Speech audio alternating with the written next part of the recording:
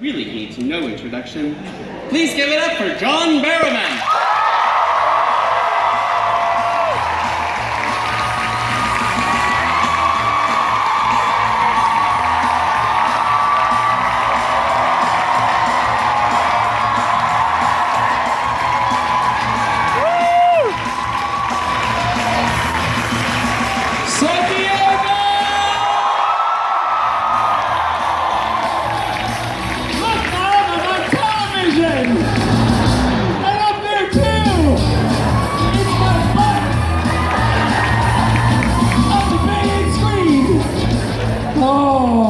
I'm so excited. Let me just pause this a minute because it won't send otherwise. There we go. You don't mind if I put you all online, do you? Yeah. Good. And for that one person who said no, piss off.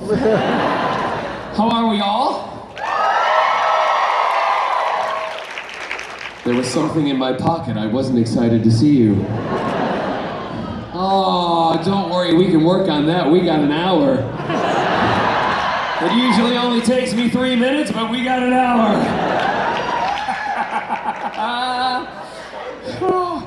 I am so glad that I'm still able to do these panels by myself because I love the fact that we can just come in one big room, shut all the doors, and be ourselves.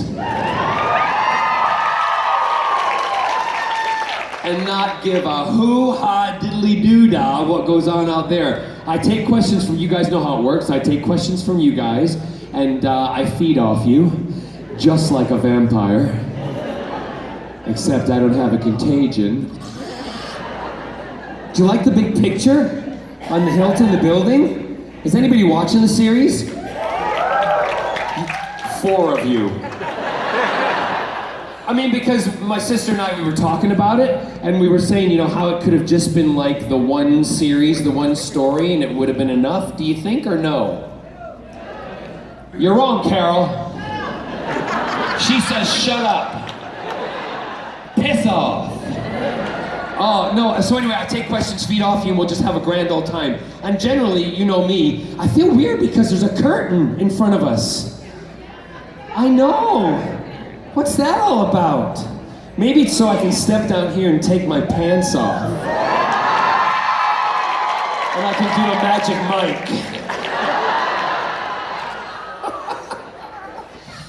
Hello, lovely signer over there. How are you? Oh, you gotta sign that, come on! That was very dainty and Britness like this.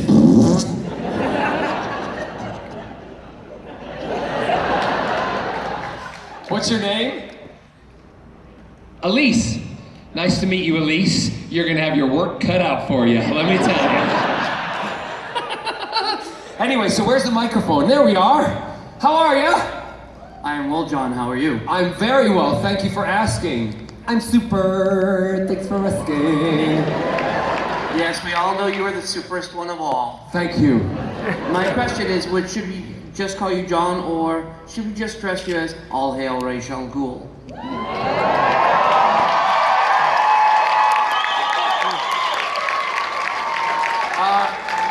Nobody's really noticed this yet, but can the camera go close up on my middle finger, please?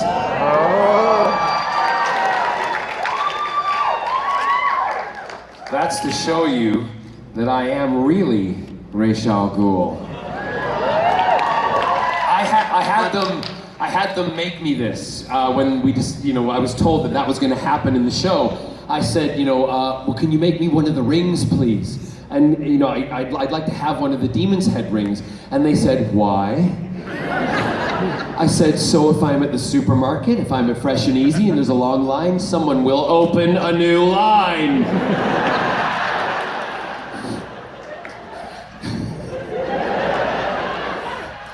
So what happened? I'm not at Fresh and Easy, I'm at Albertsons. Doing my grocery shopping. I'll have this, we'll get a little bit of that. It was all booze, by the way. I get to the counter, and there's a guy in Albertsons who knows who I am, right? So I thought, brilliant. And there was a long line, long line. And I'm standing with my groceries and a long line, I'm like, ugh, I don't want to wait in line. It's too long. Nobody should have to wait in line. If there's more than 3 people, open another line. And I'm standing there going, this is ridiculous. There's too many people in the line. You can see other people looking at me going, this guy's nuts. He's crazy. I'm like, this is just ridiculous. There's 4 people in the line. You should have another line open. And I saw the guy at the counter and he looked at me and I went, do you not know who I am?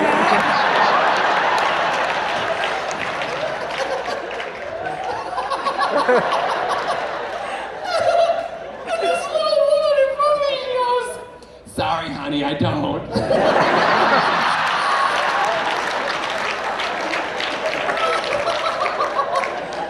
the guy behind the counter went, you better bow because that's Rachel Gould.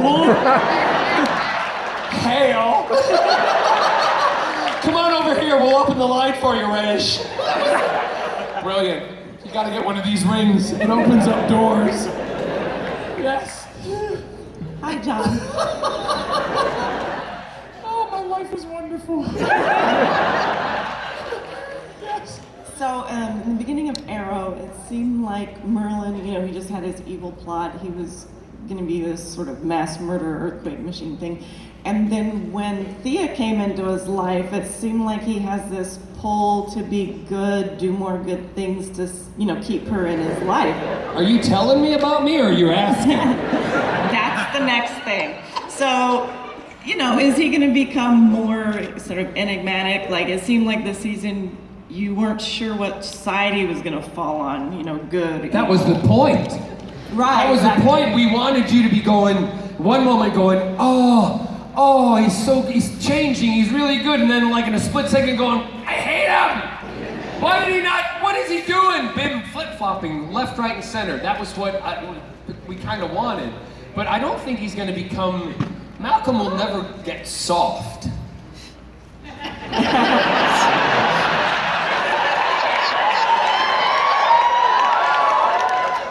You dirty birdies, I love you. No, Malcolm will never become like the pushover. There are things that Malcolm is afraid of, Rachel Gould when he was put in front of him. But I always like to think of it, and this is the thing that I know from being a fan myself of shows and being the actor, and also with my sister and the writing that we do. I like to put little things in it that little things that are perhaps the movement of an eye or the touch of a hand. Something that somebody will pick up on and go, did you see that? Did you see that? He winked, his eyebrow went up. That means something. It does. Because when I was kneeling before him, I had to, act the fear that Malcolm, he was feeling was the worst fear ever. But was it real? Or was it Memorex? Who's old enough to remember that one? So those are the kind of games I, as the actor, like to play in my head. So I'm glad you said we didn't know which way he was going to go, because we didn't want to answer that question. Because in season 4, you're going to find out a lot. I so want to say Malcolm goes both ways, but that's the wrong show. That's another show. My monitor just went off. I was really enjoying watching myself on television. The future, what does it hold for Malcolm? All I can say is that if you're able to go, or you can watch on, I don't know if they screen in the hotel, the panels, do they? No? There's something somebody's missing. If, like the Arrow panel, if you're fortunate enough to get into it, a lot is going to be revealed tonight. Just saying. I can't tell you. You might have to do things to me to get it out of me. And I am open to anything. Yes. What would Captain Jack Harkness's favorite current pop song be, and can you sing it?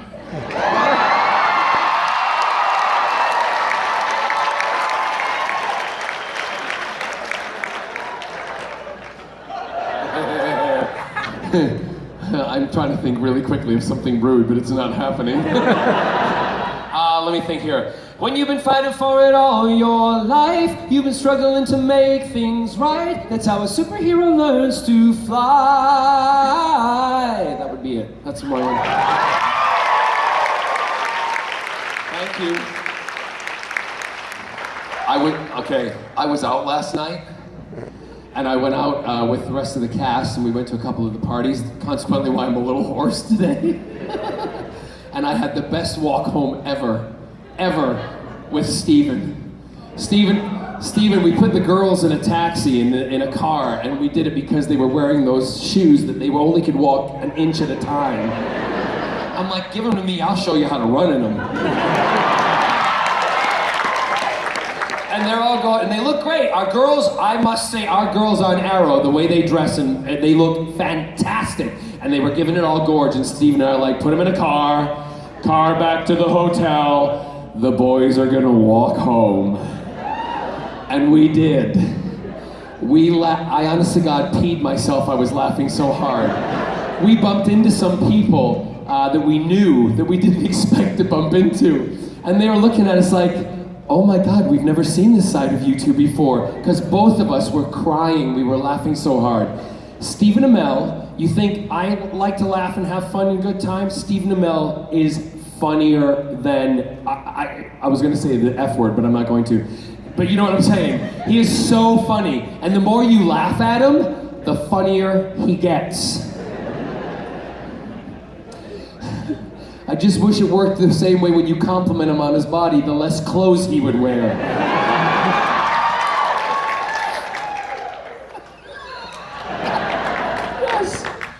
Yes. Hi. You worked with some of my family, Frances Fisher. Oh, yes. I wanted to know, was it like fun? Was she annoying?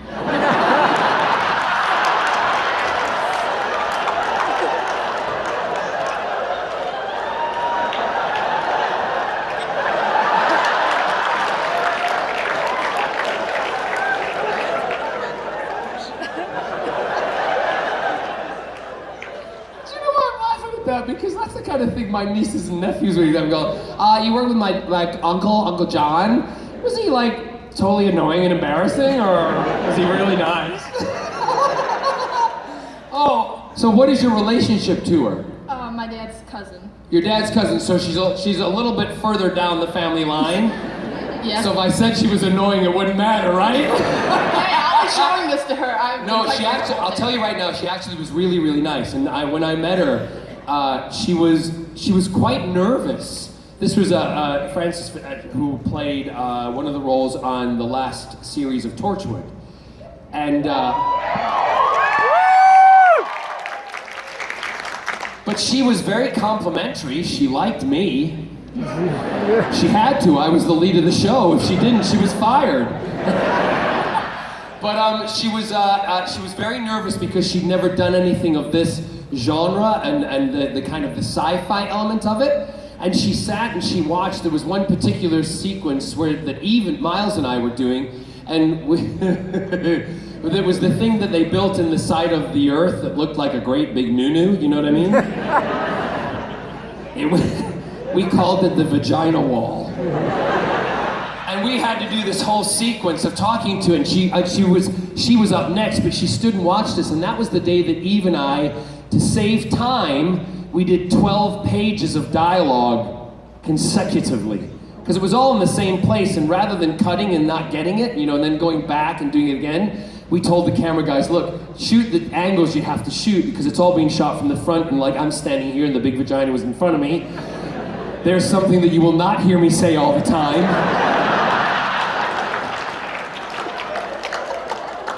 And for those of you who don't know what a vagina is, it's in every medical book, so I can say it. And happy ride home, moms and dads. So I'm standing there, and it's right in front, and we do these 12 pages of dialogue. And when we were done, she came up and she went, "That was amazing. Unbelievable." And then, both I looked at Eve and I went, "Your turn now, girl." But she was lovely. She was a really nice lady. Is she a good aunt? Yeah. Does she spend her money on you? Because if she doesn't, tell her she's tight. No, she doesn't. She doesn't. She just sends emails. She just sends emails. Yeah, I was in the hospital for like 3 weeks, almost dying. I was in a coma, so... You might not want to say this because it's going online. Okay. Maybe she's just can't... Anyway, never mind. Emails are good. Cheap. Anyway. Yes. Hi. Hi. I'm Rita. Hi, Rita. I'm Moreno, and together we're Rita Moreno. It's Rita, not Cheetah. Well, it's Liza, not Lisa, isn't it? I am the wrong gay right now. My gay brothers and sisters are turning in their graves going, he doesn't know if it's Liza or Lisa or Rita or Cheetah. Stay with me. Stay with me. Yes. Okay, you probably... I had a coffee before I came on. Sorry, you won't get to your question. And I met Seth Rogen. What a great butt. Okay, you probably already answered this, but if Malcolm had to or would like to companion for any of the doctors, who do you think he would? Malcolm? Yeah. Companion for the doctor, he'd If he freaking could. slaughter them. He'd be like, what? Shut up! Stop talking and fight! That's what he would do, yeah. Wait, but which one would he like to be with?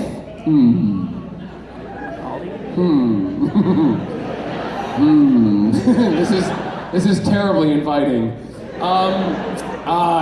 Well, okay, I have to say then, because I have to be selfish because it's almost like the actor wanting to do it too, but I just spoke to him in one of the green rooms, Matt Smith. That would have to be who it is. Because I've been with 2 other doctors. As somebody else. But no, Malcolm wouldn't stand up for all the explanation. Malcolm would just go, and you're done. So it wouldn't be a very long series. And then he'd steal the TARDIS. And he'd time travel. And he'd go to different places and he would just cause havoc. He'd be like the new master. It wouldn't be Malcolm Merlin, it would be Master Merlin. Yes. Hi, John. Hi.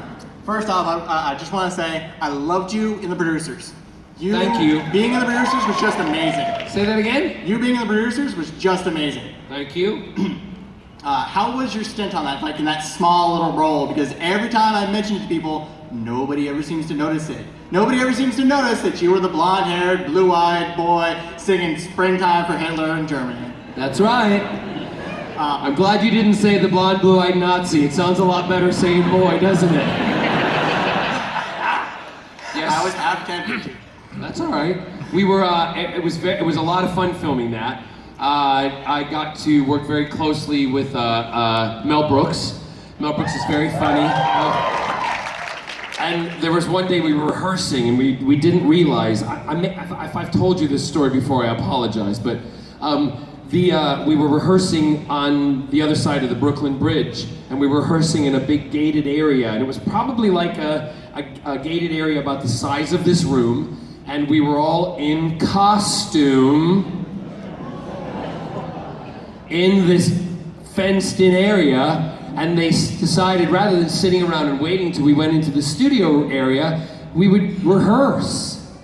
So everybody got up and started doing the Busby Berkeley number that was shaped like swastikas and everything in this parking lot. What nobody told us is we were in a Jewish area.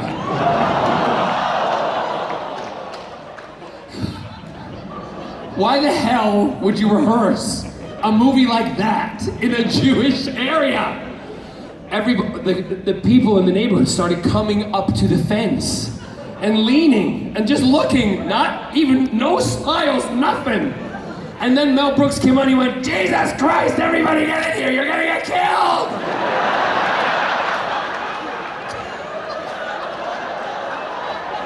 And we all going, what? We're just practicing. We're dancing. Then we look around. Jesus, get in, get in! So yeah, that's one of my most memorable moments from doing that. Also, I had to bleach my hair every single day. Every day my hair was like a rat's nest. On camera I look hot, but at home I looked worn. The story of my life.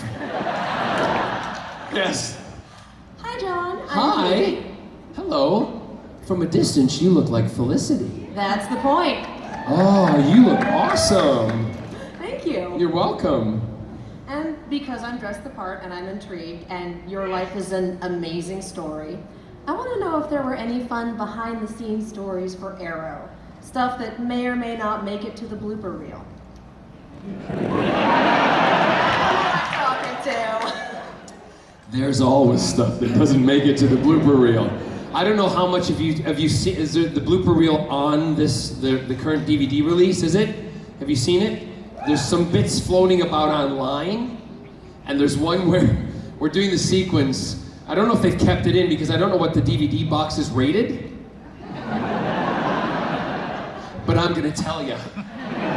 There was the bit where Malcolm, we did the flashback, and Malcolm, the police show up at the door, and Malcolm falls to his knees and is supposed to break down and cry because they're telling him that his wife is dead, right? And he's just put Tommy to bed, and he comes down, and so we shot one where it was total grief, and I fell down to my knees, and I just started crying, and it was terrible, it was emotional, it was great, and then they went cut, and I went, fine, cut, up off the ground we get, and then I turned to the camera guys and I said, don't cut. Whatever happens, don't cut. It's a story, that's what I say all the time. I said, whatever happens, don't cut. Policemen walk to the door, two big burly guys, and we do, and action! And I come down and I open the door, and they look at me, and I go, while I'm down here.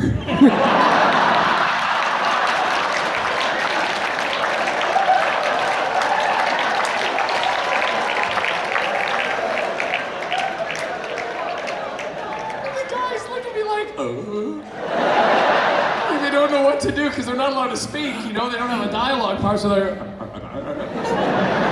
don't worry, it'll be quick. So there's that one. Then there was one where in that same sequence I'm coming down the staircase to get to the door, but I decided to do like a Mommy Dearest kind of thing, and I threw myself down the stairs, and if you can find it online, literally, Malcolm Merlin coming down the stairs going, just a minute, and tumbling.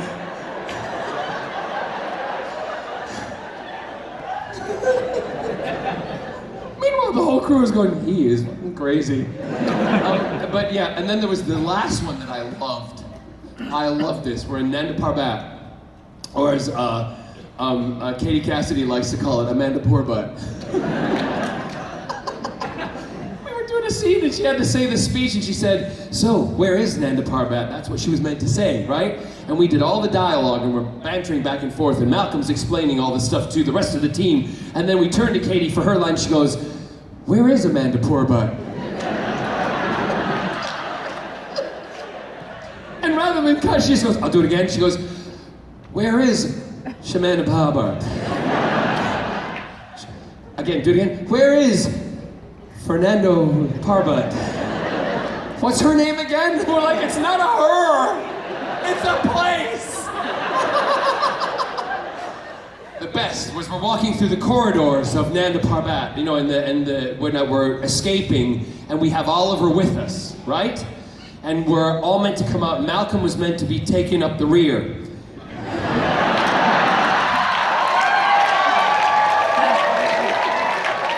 And we're walking. I love you so much. You make my job easy. And so we're walking, and Oliver is in front, and then we have Felicity, we got Diggle, and then we have me, you know, coming in the back, and also then.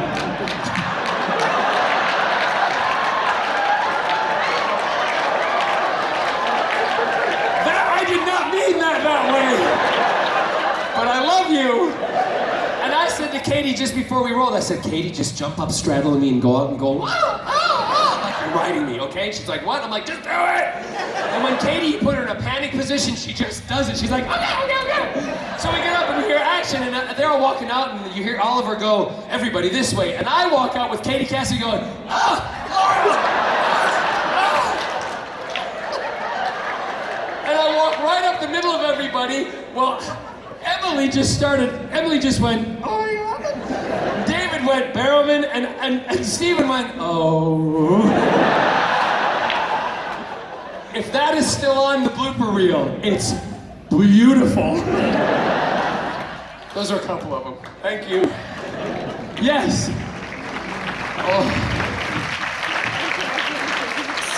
The show is so serious and it's so heavy. You gotta have fun. Stephen, and one of the nights when we're standing, when he was carrying Thea to Nanda, and we're all in a line, right? And we're walking towards the guy, Raj Al Ghul at that time, okay? And all the League of Assassins behind, and we're carrying Thea, and he had to go do a bit of dialogue, and we're standing there waiting. Well, I'm sorry, if I have to fart, I have to fart. I don't care how much dialogue you have to say. So I was standing there, and all of a sudden you just heard.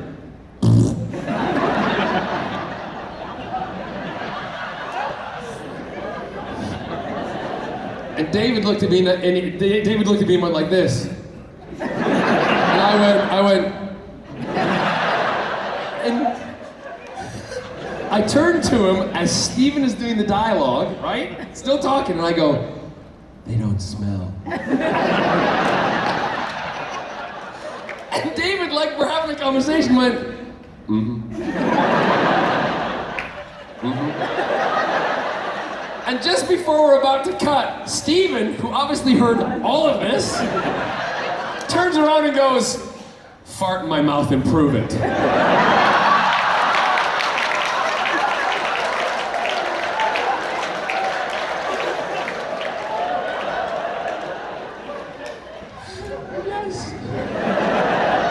So a show like Arrow is very physical, you're fighting. I was curious, is it just a choreographer you're working with, or do you do your own fighting and training on your own time? I love that you call it a choreographer. Or, I don't know what it is.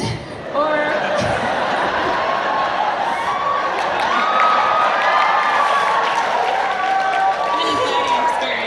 No, it's fine. So let's finish the last part of it. What was it? Oh, or do you have any fighting experience? Or are you like doing MMA and MMA? Is this Glastonbury? Did you just say MDMA? Is that what you said? MMA. There was we do have a fight instructor, and we have a fight stunt team led by James Bamford, and you can follow him on Twitter, and he's really great about showing, snippets and pictures and stuff. What we generally do, Stephen does a lot of the stuff by himself, and he will go in for days with doing the choreographed fight sequence. I'm fortunate that I don't have to I'm also past the age of throwing myself upside down now, except on a Friday, and doing all the flips and stuff. So I have Jeff, who is my stuntman, and Bam sometimes comes in to do me also. As a So, stop it! She's a very nice lady. So we're standing there, and so we do this stuff. I usually get taught just before we do it, because having all the dance training, I do treat it like a dance. So I'm able to do it and do it very quickly. And Bam always says, I love it when you're doing this stuff. He said, because it just goes so quickly. Not that the others don't do it quickly, but he doesn't have to he doesn't have to spend as much time choreographing me into it. So we do have it structured. It's very carefully structured. It's to keep us safe. And for insurance reasons, we're not allowed to do a lot of it. But I have to give Stephen the credit. He does a lot of it by himself, and he's phenomenal when he's doing it, and I love watching him. And he knows it. Yes. How do you do? I have to tell you something funny. Last night, it's the sweetest picture. After a few cocktails, I said to Stephen, let's send a picture home to my husband Scott, because Stephen knows Scott quite well also. And we said, fine, that'd be great. So I do the selfie, I'm facing forward, and Stephen just leaned in and kissed me on the cheek, right? I know, so sweet. And I sent it to Scott. And Scott then texts back and he goes, who is that? Bring them home. I sent back a question mark. And then there was another text back from him like, OMG, is that Steven? What kind of doors is he going to be putting on his new house? That was the question. Because it's like, I called him, I'm like, so if it wasn't Steven, it would be okay to bring someone home? But if it's Steven, Steven's like, if it's me, he doesn't want me at home? My husband, the man who rejects Stephen Amell. Yes. Wow, I'm gonna be a real boring question all of a sudden. That's all right, but you're not boring to look at, Mr. Pectoral. I can see him right here. That's sin, seriously. Go ahead. Oh, he's flexing them now. Ready? Here we go. To the beat of the music. Bum bum bum bum bum bum bum ba da da bum bum bum bum ba da da bum bum bum ba da da ba da.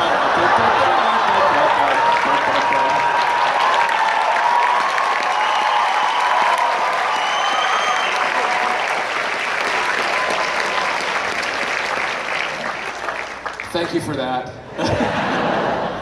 Anything for your spank bank. Anyway.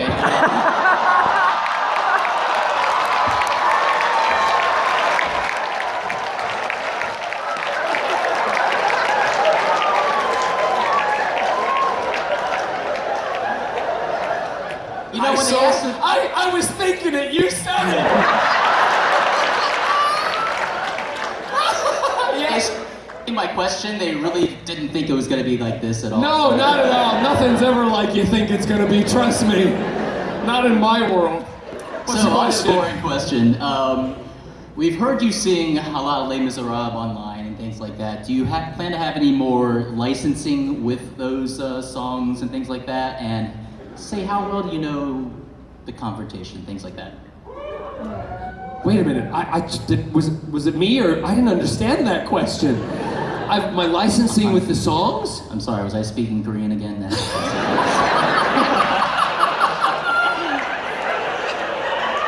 she just asked me to ask you to sing with me. What is it? She just asked me to ask you to sing with me. To sing with you, what do you want to sing? Do you happen to know the confrontation from Les Mis? No, I don't. Damn it. I don't. No, that's not something that I just roll off the top of my tongue. Anything else? Something else? Is that your... Seriously, she said? Who? She said Annie. Annie? I'm not Victor Garber.